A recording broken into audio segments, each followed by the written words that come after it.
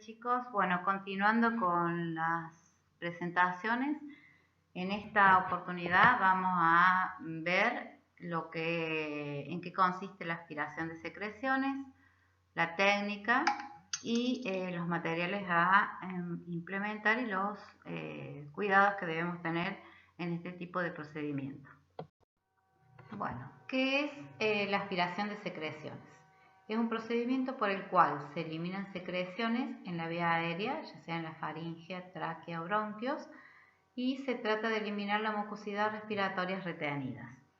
Este procedimiento está encaminado, el objetivo es extraer todas justamente las secreciones del árbol bronquial por medio de la aplicación de presión negativa que se produce al hacer la aspiración, cuando el paciente no puede sacar o expulsar de forma eficaz estas secreciones por sí mismo. Entonces tenemos que utilizar una sonda de aspiración, ya sea por circuito cerrado o por circuito abierto.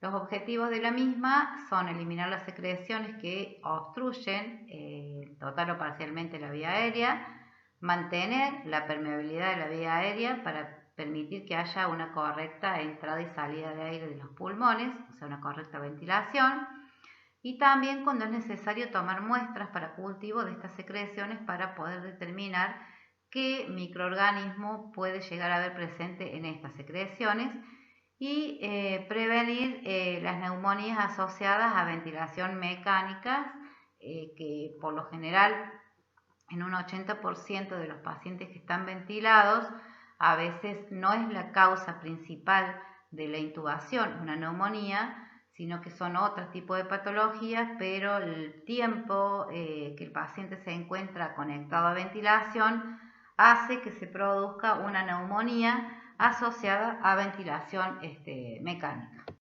Cuando vamos a realizar la técnica de aspiración a los pacientes que los requieren, tenemos que recordar que hay precauciones que tenemos que tener en cuenta y algunas contraindicaciones, como por ejemplo las coagulopatías o trastornos hemorrágicos, que esto puede llegar a producir una hemorragia nasal, pacientes que también tienen algún tipo de alteración en la coagulación y hace que se produzca también un sangrado abundante, y pacientes que están anticoagulados con tratamientos, por ejemplo, de heparina.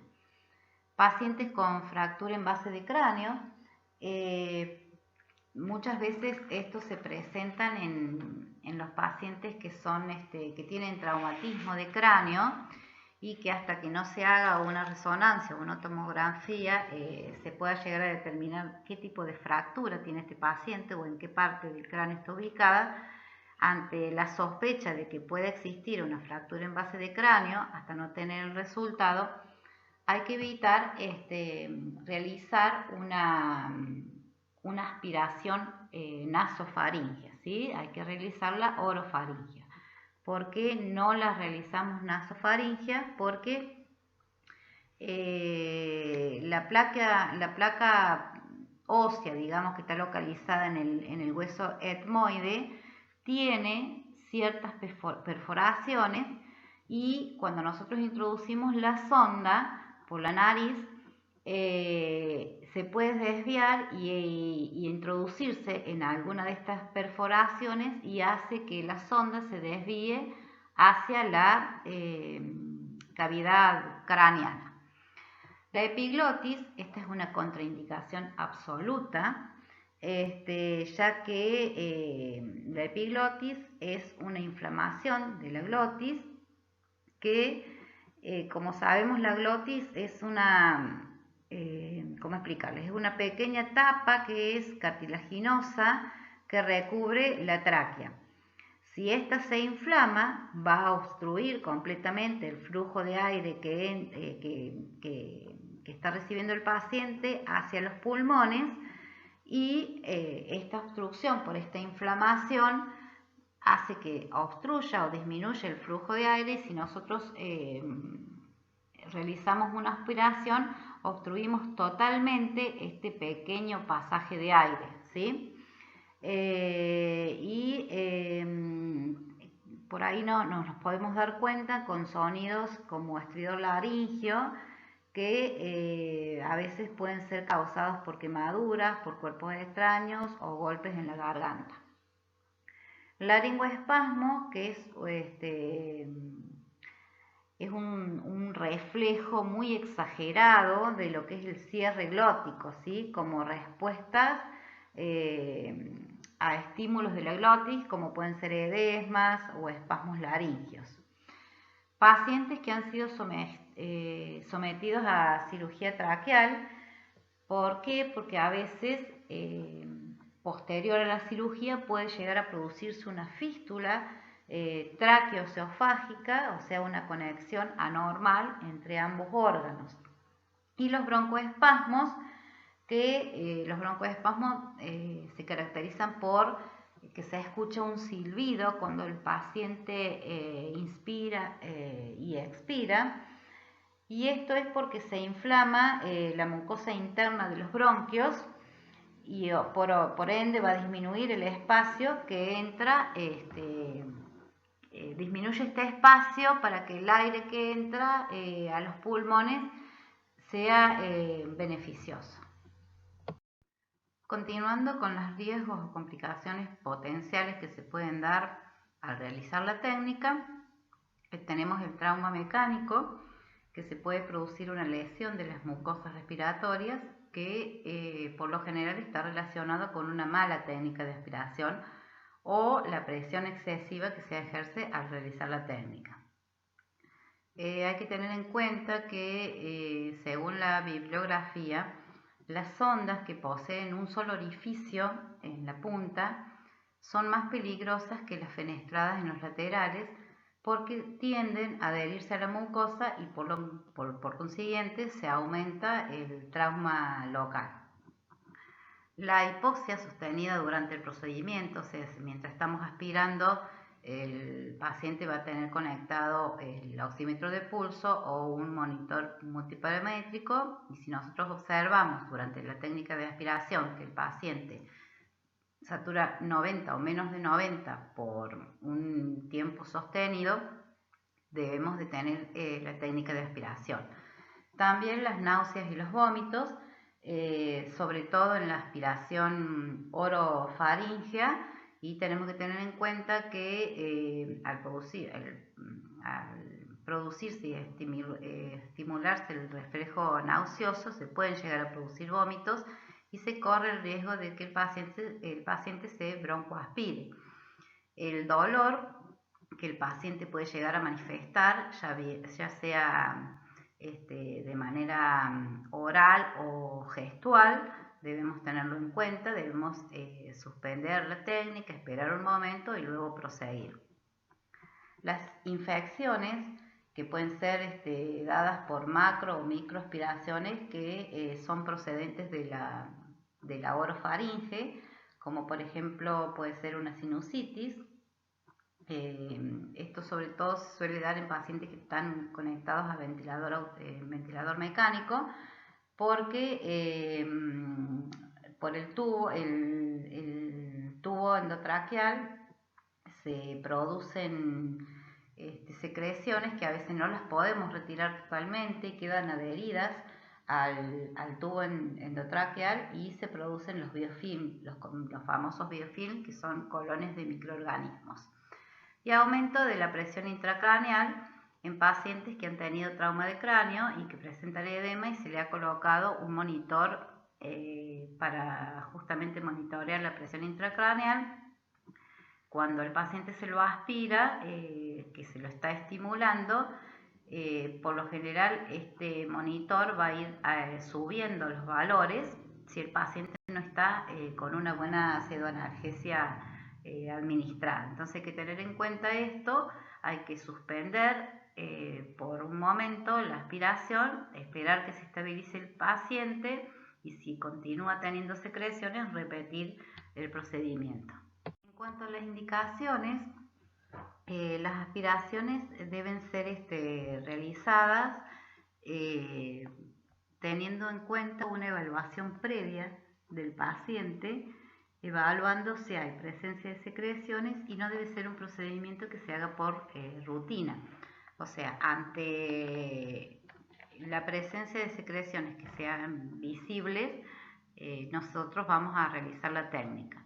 Si el paciente está desaturando, justamente porque tiene secreciones visibles, cuando hay también aumenta de la frecuencia respiratoria y veamos que el paciente está haciendo uso de musculatura accesoria para hacer el proceso respiratorio, vamos a observar, por ejemplo, que hay tiraje intercostal, que hay respiración abdominal, que hay aleteo nasal, sobre todo en los niños se ve mucho el aleteo nasal.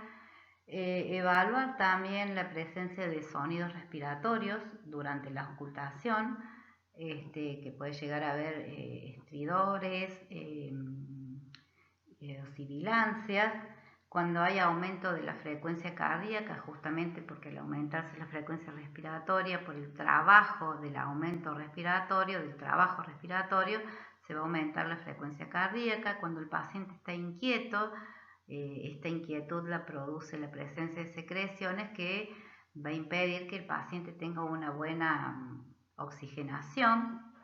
Cuando se realiza el drenaje postural, esto va a tener como consecuencia una movilización de secreciones, entonces va a haber que aspirar al paciente después de un trabajo del kinesiólogo.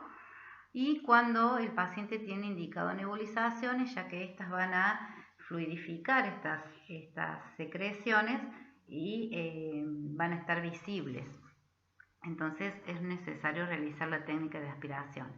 Acá es importante tener en cuenta que cuando el paciente tiene indicado nebulizaciones y aerosol, que son los PAF, lo primero que tenemos que hacer es primero nebulizar el paciente, aspirar las secreciones y luego realizar los aerosoles. Porque si nosotros primero realizamos el aerosol y después nebulizamos el paciente y después lo aspiramos, estamos extrayendo todo el medicamento administrado al paciente por vía de los PAF. Entonces no van a ser efectivos. Para que la vía aérea quede libre, quede liberada y que pueda haber una buena entrada y salida de aire y el aerosol sea efectivo, la secuencia es nebulizar al paciente, aspirar las secreciones y luego administrarle los PAF que si llega a tener indicado. Bueno, en cuanto a los materiales, hay instituciones que tienen preparado set de aspiración, donde hay sondas de distintos calibres, ahí están las tubuladuras, pero en otras instituciones no. Entonces nosotros debemos preparar todo el material que vamos a necesitar en una bandeja y llevarlo a la unidad del paciente, y para esto evitar una pérdida de tiempo y estar yendo y viniendo al área limpia de donde vamos a sacar el material. El equipo de aspiración, en el cual haya sondas de aspiración dependiendo de la edad del paciente que vamos a aspirar. En niños, por ejemplo, se usan neonatos, sondas 35, el neonato un poquito más grandecito, 33. En los lactantes, de los bebés que tienen 1 o 2 meses, usamos la 33, y si no usamos la 31 o la 30. Los pediátricos de 4 a 5 años también usamos la 30 o la 31, y en niños más grandes usamos la sonda número 9. En adultos se usa la 9 y la 10. Esto es importante determinar la sonda que vamos a usar, teniendo en cuenta que el catéter para aspirar, o sea la sonda para aspirar, no debe ocupar o no debe exceder más del 50% del diámetro de la vía aérea, para evitar las altas presiones negativas en las vías respiratorias cuando nosotros vamos a introducir la sonda. Las tubuladuras para aspirar, que son las tubuladuras que van a conectar la sonda al panel de aspiración o al aspirador portátil. Guantes de examinación y estériles. Hay que tener en cuenta que la técnica de orofaringe y nasofaringe en un paciente que no está intubado es una técnica limpia pero no estéril. Eso es lo que se ha determinado en la última bibliografía. Ustedes en el cuadernillo tienen que es una técnica estéril, pero en las instituciones de salud también va a depender del protocolo del Comité de Infectología, que es lo que establezca. Gasas estériles, agua destilada, el equipo de protección, que va a ser la bata y el antiparra y el gorro. Esto es importante que tengan en cuenta de usar las antiparras porque a veces las secreciones saltan o el paciente por ahí tose y expectora estas secreciones y nos pueden llegar a salpicar ya sea la mucosa ocular o la mucosa bucal. Solución fisiológica, lidocaína en gel hidrosoluble para que el paso de la sonda sea con mayor accesibilidad, o sea, más fácil de pasar la sonda. También es importante recordar de que si se va a hacer una extracción de secreciones para muestra de cultivo, tenemos que llevar la sonda que está especialmente fabricada para ese objetivo. Ustedes acá en la diapositiva, la sonda que ven arriba, al lado de la inscripción de materiales, es una sonda en el cual tiene un reservorio que es allí donde se van a depositar las secreciones extraídas al paciente. Después tienen la sonda Yankauer y dos tipos de sondas más que pueden llegar a encontrar de acuerdo a lo que haya en la institución donde estén realizando el trabajo.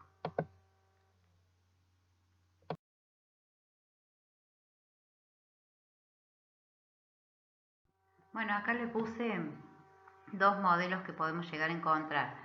El de la izquierda es la sonda para aspiración con circuito abierto y el de la derecha es la sonda de circuito cerrado que se utiliza en los pacientes que están conectados a ventilador mecánico, ya sea por tubo endotraqueal o por traqueotomía, que lo vamos a ver después cuando veamos lo que es la aspiración con circuito cerrado. En cuanto a los cuidados que tenemos que tener, como primera medida ante todo procedimiento que vayamos a realizar, es presentarnos con nuestro paciente, explicarle el procedimiento, porque de esta manera vamos a conseguir que el paciente colabore y le ocasione menos molestias. Vamos a comprobar el funcionamiento de circuitos y de gases medicinales, el oxígeno, comprobando de que el manómetro, el flumíter, funcione en condiciones, si está en el panel o si tenemos un tubo de oxígeno que esté con oxígeno, que esté lleno. Nos vamos a lavar las manos, colocarnos los guantes de examinación, vamos a poner al paciente en posición semi-Fowler porque de esta manera vamos a lograr que el diafragma baje y de esta manera va a favorecer la expansión de los pulmones. Vamos a evaluar al paciente mediante la observación clínica, la coloración de la piel y vamos a tener que registrar las constantes vitales. Para la aspiración orofaringe y nasofaringe, como les dije anteriormente, la técnica es limpia pero no estéril, a diferencia de la aspiración en pacientes que están sometidos a ventilación mecánica o que tienen traqueostomía, que la técnica es estéril. Y siempre debemos recordar que si tenemos que aspirar a un paciente por la cavidad bucal y nasal, primero lo vamos a hacer por la cavidad nasal, ya que se considera más limpia que la cavidad bucal. Bueno, vamos a ver la técnica nasofaringe. Como ya dijimos, nos vamos a presentar y explicar el procedimiento del paciente. Vamos a ir a la habitación del paciente ya con nuestra bandeja con todos los materiales preparados. Nos vamos a lavar las manos, colocarnos los guantes, posicionar al paciente en posición semi-Fowler. En esta técnica nasofaringea es con el cuello en extensión. Vamos a medir la distancia entre el lóbulo auricular y la punta de la nariz, que esto va a ser la longitud de lo que vamos a introducir al momento de realizar la aspiración, teniendo en cuenta que vamos a ver previamente hemos seleccionado el número de sonda que va a ser apropiado para la edad del paciente. Vamos a conectar la tubuladura al panel de vacío o al aspirador portátil, comprobando de que funcione la permeabilidad de la sonda, porque a veces suelen estar obstruidas, vienen con defecto de fabricación y pueden estar obstruidas. ¿Cómo lo vamos a comprobar? Abriendo el flumíter de vacío o de aspiración, y vamos a poner la punta de alguno de nuestros dedos de la mano en la punta de la sonda, y esta va a succionar levemente. O bien vamos a colocar agua destilada en un recipiente y vamos a succionar el agua destilada y vamos a comprobar que la sonda está permeable. Asimismo, hay que valorar la permeabilidad de la cavidad nasal mediante la observación. Muchas veces suele haber pólipos o adenoides visibles que nos está dando la pauta de que vamos a tener una pequeña obstrucción al querer deslizar la sonda dentro de la cavidad nasal. En este caso tenemos que ver que si el orificio de la cavidad nasal que presenta estos pólipos o estos adenoides nos ofrece resistencia, recordar que tenemos que desistir de realizar la técnica por esa fosa nasal y probar por la otra fosa nasal. Una vez que hayamos comprobado la permeabilidad de la sonda y que todo funcione, vamos a humedecer la punta de la sonda con solución fisiológica o lidocaína hidrosoluble en gel. Vamos a introducir la sonda sin aspirar y sin forzar. Cuando hayamos llegado a la medida que tomamos previamente, vamos a comenzar recién a aspirar, colocando nuestro dedo pulgar en el orificio para aspirar de la sonda intermitentemente, o sea, hago un taponamiento del orificio, la sonda va a comenzar a aspirar, retiro el dedo y vuelvo a taponar, cosa de que la aspiración sea intermitente, y voy a retirar con movimientos rotatorios. Tenemos que tener en cuenta que el tiempo máximo de aspiración son 15 segundos.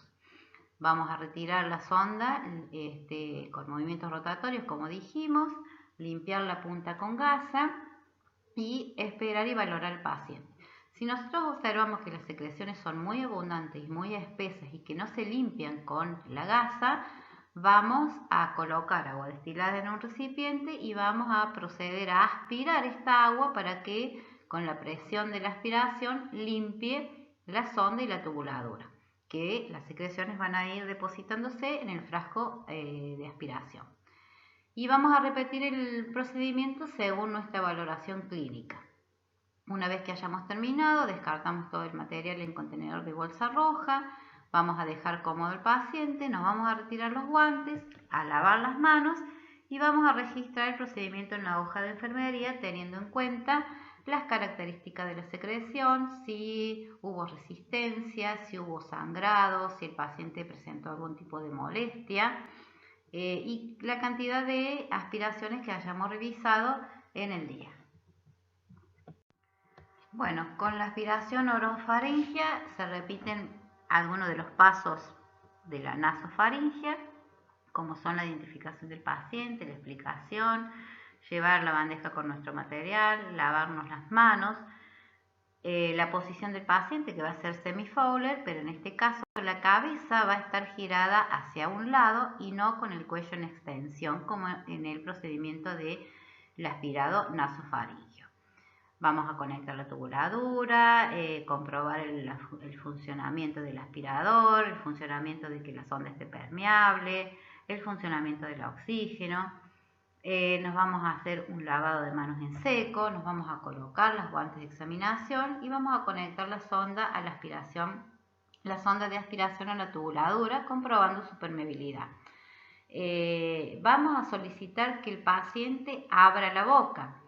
Si el paciente está inconsciente, vamos a llevar, y vamos a tener en cuenta, porque vamos a conocer a nuestro paciente previamente, y vamos a llevar un bajalengua con el cual nos vamos a ayudar abriendo la boca del paciente, y con el bajalengua vamos a usarlo para bajar la lengua de este paciente para que el proceso de aspiración sea más fácil y efectivo. Bueno, continuando, vamos a introducir la sonda recordando siempre que para ambas técnicas, orofaringe y nasofaringia, no hay que introducir la sonda aspirando, ¿sí? Una vez que ya está en la orofaringe, se aspira desde la parte posterior hacia adelante con movimientos rotatorios, usando la misma técnica, o sea, con el dedo pulgar voy a hacer un taponamiento en el orificio de la sonda para aspirar y lo voy a soltar, o sea, voy a hacer repetidas veces para que esta aspiración sea intermitente. El tiempo tiene que no exceder los 15 segundos, vamos a retirar la sonda, la vamos a limpiar con gasa y esperar y valorar el paciente y ver también si la sonda se limpió, lo mismo que en la nasofaringe, si las secreciones son espesas, las vamos a limpiar colocando agua bidestilada en un recipiente y vamos a proceder a realizar la aspiración para que de esta manera con la presión quede la sonda y la tubuladura limpia, ¿sí? Es importante que sepan que siempre la limpieza de la sonda se hace con agua bidestilada y no con solución fisiológica, ya que la solución fisiológica favorece la formación de biofilm en la tubuladura de la secreción, en la tubuladura de aspiración, perdón, y en el frasco de aspirador. Ustedes lo pueden llegar a ver porque incluso yo lo veo y siempre les estoy recalcando lo mismo a los enfermeros de que no deben limpiar la sonda con solución fisiológica sino con agua bidestilada. Otra cosa que se suele ver y que también está mal es que lo hacen colocando agua del grifo de la canilla. Como sabemos, las aguas son muy duras en esta parte de la ciudad y también tiene muchas sales que hace que favorezca la producción de los biofilm. Bueno, vamos a repetir el procedimiento según la valoración y para tener en cuenta el aspirado por tubo endotraqueal o por traqueostomía con técnica abierta, que sería esta, es de la misma manera, teniendo en cuenta que el ventilador tiene una función que está dada por tiempo, que se aprieta un botoncito que oxigena al paciente. Entonces, cuando nosotros vamos a aspirar a un paciente que está conectado a un ventilador mecánico, previamente vamos a presionar este botoncito que va a oxigenar al paciente al 100%, independiente de la FiO2 que tenga dada, durante 1 minuto, dependiendo del ventilador, pero por lo general la función es la oxigenación al 100% durante 1 minuto. Vamos a realizar la técnica que es igual que la del paciente que no está intubado ni que tiene traqueostomía, pero teniendo en cuenta que la técnica es con guantes estériles, o sea que todo el material que vamos a usar es estéril y vamos a cuidar esa esterilidad. Y para que el cuidado de esta esterilidad sea efectiva, lo ideal es que la técnica para aspirar una traqueostomía o un tubo endotraqueal sea realizado entre dos operadores para poder mantener una correcta técnica aséptica.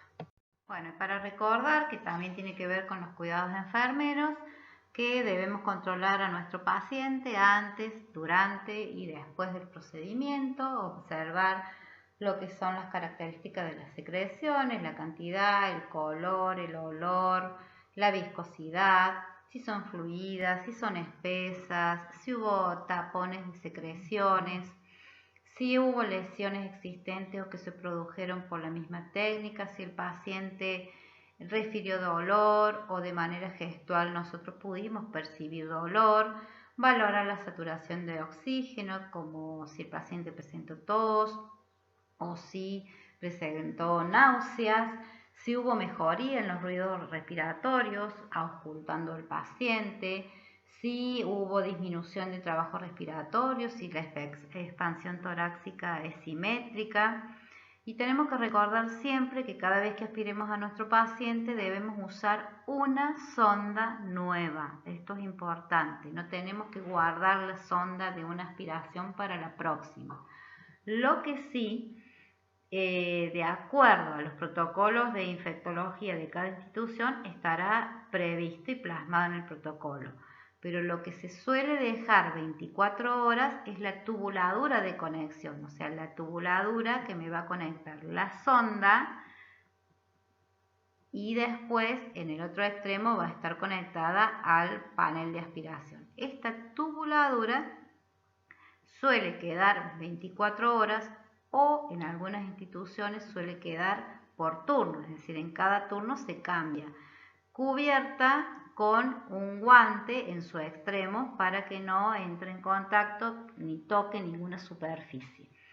También debemos lavar nuestro frasco de secreciones para que no queden acumuladas esas secreciones y el frasco se siga llenando. Bueno, otros aspectos para recordar también y muy importante es que no debemos aspirar al paciente si éste ha comido, se ha ingerido algún tipo de alimento, ya sea sólido o líquido. En el caso de los niños, si ha sido amamantado o si ha tomado el biberón, hay que esperar 30 minutos como mínimo porque existe el riesgo de broncoaspiración. Al estimular el reflejo nauseoso, se puede llegar a producir una regurgitación gástrica y esto puede llegar a producir una broncoaspiración. Entonces, en este caso, de que por ahí pasa, de que el paciente uno le pregunta o no se acuerda o miente, o las mismas madres a veces dicen, no, si ya hace como una hora que tomó el biberón o tomó el pecho y resulta que hace menos de 10 minutos y se producen este tipo de regurgitaciones gástricas. En el caso de que suceda eso, mientras ustedes estén expirando, tienen que automáticamente lateralizar al paciente poniéndolo en decúbito lateral y sin dejar de aspirar, tienen que tratar de aspirar ese vómito o ese residuo gástrico que el paciente está expulsando, ¿sí? Para justamente de esta manera disminuimos el riesgo de broncoaspiración.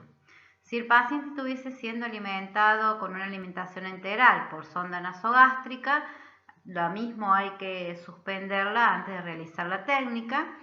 Siempre que terminemos el procedimiento debemos descartar todos los elementos usados y colocarlos en bolsa roja.